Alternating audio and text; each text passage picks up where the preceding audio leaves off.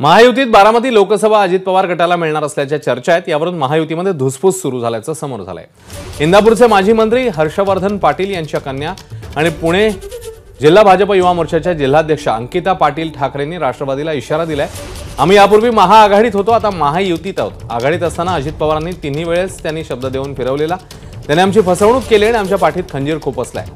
त्यामुळे जे आम्हाला विधानसभेला मदत करतील त्यांचंच आम्ही लोकसभेला काम करू असा इशारा अंकिता पाटील यांनी दिला।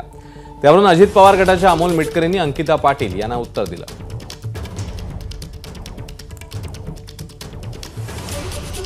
आम्ही तेव्हा महाआघाडीत होतो, आता आम्ही महायुतीमध्ये आहोत आणि मागच्या तिन्ही वेळेस त्यांनी शब्द देऊन फिरवलेला आहे, त्यांनी आमची फसवणूक केलेली आहे, आमच्या पाठीत खंजीर खुपसलेला आहे। त्यामुळे ह्या वेळेस जसं मी सांगितलं, उमेदवार जे कोणी असतील, जे कोणी जाहीर होईल, आमचं विधानसभेला ते काम करणार असतील तर आम्ही त्यांचं लोकसभेला काम करू। एक जे काय आम्ही सगळं चालू केलेलं आहे, काही लोकांना हा गैरसमज पसरवला जातोय की आता दिल्लीमध्ये भाऊंला पद मिळालेलं आहे, विधानसभेचं काय। मी परत एकदा सगळ्यांना सांगतो की 2024ची विधानसभेची निवडणूक आम्ही लढणार आहोत। अंकिता पाटलांनी त्या छोट्या आहेत वयाने, म्हणजे दादांच्या मुलामुलींचं जेवढं वय असेल तितकं वय अंकिता पाटलांचं आहे।